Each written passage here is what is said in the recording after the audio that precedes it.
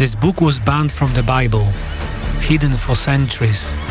Inside are visions of angels who fell to earth, giants who fed on human flesh, and prophecies too dark to ignore. This is the Book of Enoch.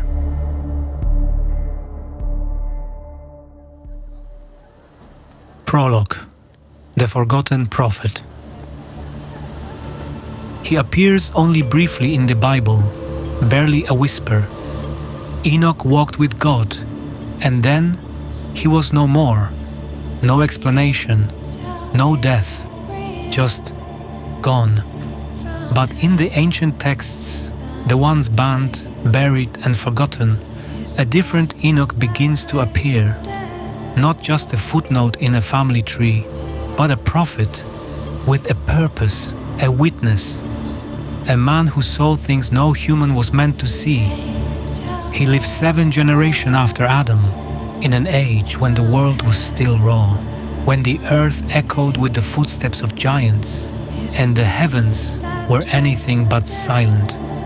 According to the Book of Enoch, it was then that strange beings descended, not spirits, not gods, but watchers. They revealed secrets no man was meant to know. They broke laws not even angels were supposed to cross. And Enoch, he was chosen to document it all. He wrote what he saw, he warned what would come, and then he disappeared. Not into myth, not into legend, but somewhere higher, as if the sky itself swallowed him. Chapter 1. The Fall of the Watchers.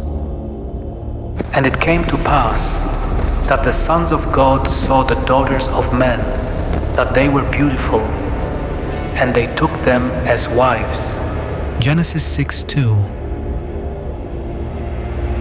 Before the flood, before Moses, before civilization as we know it, there were the Watchers, 200 angels, sent by God to observe the early world, to watch and nothing more, but they broke their oath. According to the Book of Enoch, the Watchers saw human women and desired them. Their leader, Semjaza, feared what might happen, but the others swore an oath together, binding themselves with curses. Let us all swear an oath and bind ourselves together, so none may walk away.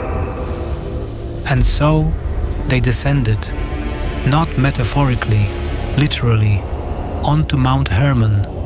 They took human wives, taught them magic, astrology, weapon making, enchantments, and from this unnatural union came the Nephilim, half angel, half human, giants. They began to sin against birds and beasts and reptiles and fish, and to devour one another's flesh and drink blood. The Nephilim turned violent, ravenous, cannibalistic. They devoured the animals, then turned on mankind. The earth was soaked in blood, and the people cried out, not to the Watchers, but to heaven, and heaven answered. God sends his angels, Michael, Gabriel, and Raphael, to intervene. The Watchers are captured, their monstrous children destroyed, and before the judgment is sealed, one man is brought forward, Enoch. He will become their witness and their messenger. Go to Enoch the scribe and tell him to declare to the Watchers of heaven, their judgment is at hand. Chapter 2. Secrets of the Heavens. The angels didn't just speak to Enoch, they took him. Not in a dream, not in spirit. They lifted him from the earth.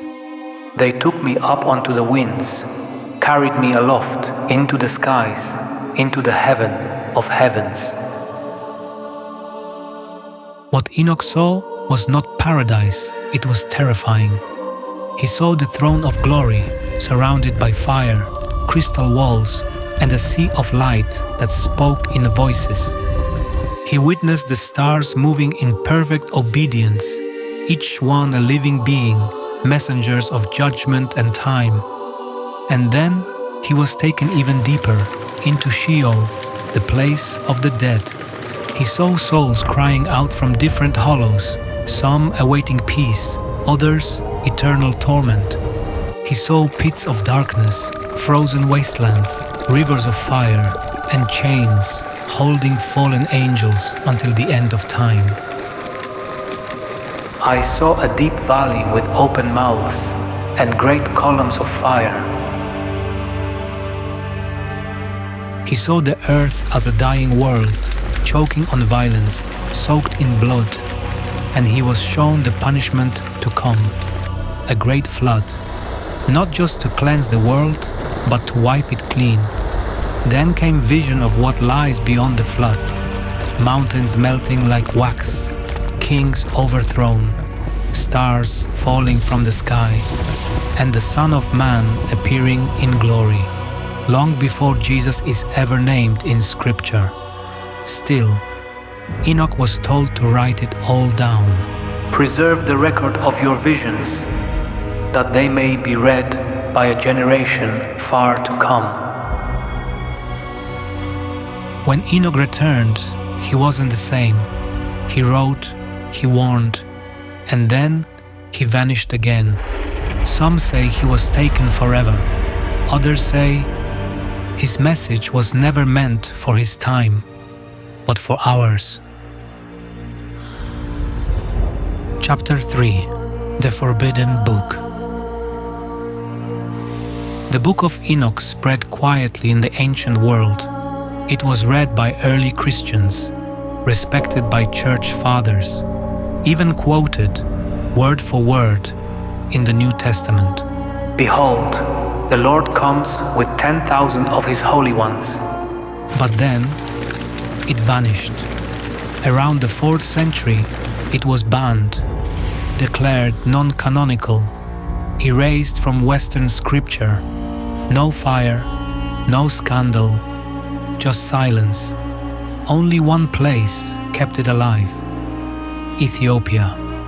For nearly 1,500 years, the Book of Enoch survived in the Ethiopian Orthodox Church, written in Ge'ez, untouched by Rome. It wasn't until 1773, when a Scottish explorer brought a copy back to Europe, that the West heard of it again. By then, it was too late. The Book of Enoch had already become a myth. But now, in the age of digital archives and ancient translations, it's resurfacing, and people are asking questions. Why was it removed? Was it too strange? Too supernatural? Too revealing? It speaks of beings from the sky, of forbidden knowledge, of judgments and catastrophes and secrets hidden in the stars. It sounds less like ancient poetry and more like prophecy. Some believe the watchers were never angels at all, but something else, something humanity still doesn't understand. Maybe Enoch never returned, because what he saw wasn't meant for us. Thanks for watching. Every couple of weeks I make these coffee break documentaries, short cinematic stories under 10 minutes that explore the forgotten corners of the past. So if you would like to see more, subscribe and join me for the next one. Thank you.